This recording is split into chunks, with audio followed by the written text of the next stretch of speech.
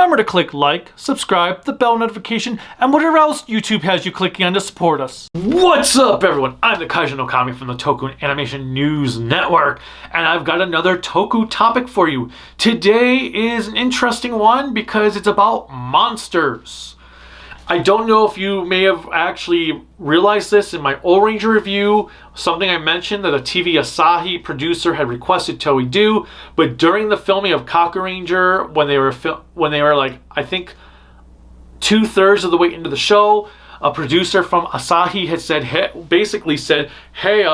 this Power Rangers show in America is a hot item, so we need more footage for them to use in America. Can you tone down how many actor villains you have in the show and get more suits so they don't have as many Japanese actors to worry about in Power Rangers, so they can just pretty much just worry about the voiceovers? That would be great. And I feel like that actually gets overlooked a lot, because if it actually explains a lot as well, because O-Ranger then had practically no human villains. It was all robots. It makes sense why they were all robots, but you still had Karis had a human form, and there was a human form every now and then, because even Kocha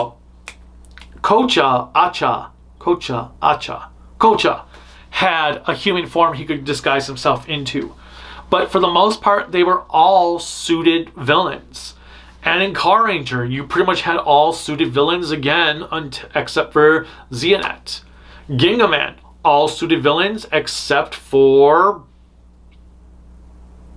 her name's escaping me. Shalinda. Mega Ranger. Now, Mega Ranger, you had Heinlar, and Shibalina, but obviously they cut both of those out of Power Rangers, but they had Ecliptor and Darkonda.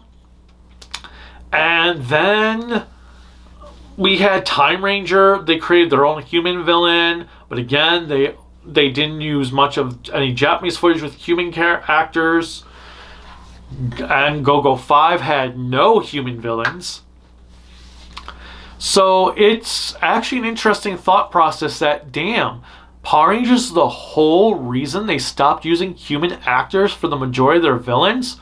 That makes a lot of sense and is also kind of disappointing. I totally get that they wanted footage for Power Rangers to be able to be used, but still, I feel like it actually harmed Sentai more than it helped it. Because I don't know about what all of you think, but there was something cool about having human actors be villains.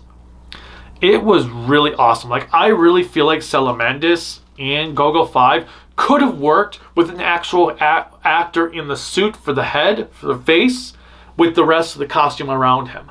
I feel that would have worked very well with a human actor. And I was always wondering, like, well, why didn't they just use a human actor for him? Well, apparently, now knowing all of this, Power Rangers is the whole reason they did it. Because they only wanted to have one actress who they obviously had an Asian woman play in the Power Rangers counterpart. But still, it's actually just makes me think of, wow. Because that is pretty much why we didn't have human villains for so long. Or human actor main villains for so long. I want to say, was Go-Busters the first that had the main villain be a human actor again for the male? It might have been Go-Busters. And I just wondering, like, what? I'm trying to remember. I mean, obviously Juzo had a human form, and Bosco, but I'm trying to think if there were any human formed main villains in a Sentai between Enter and Hinelar. I can never remember how to pronounce his name properly, especially when it's been so long since I've watched Mega Ranger. But yeah, interesting little topic that I think got passed over because my O-Ranger review was so meaty that this was just something I thought of that I wanted to bring up to have a full discussion on. What are your guys' thoughts about this? Do you think that Power Rangers is possibly the reason why we did see a decline of male actors playing villains, or do you think it's just a coincidence? Let me know in the comments.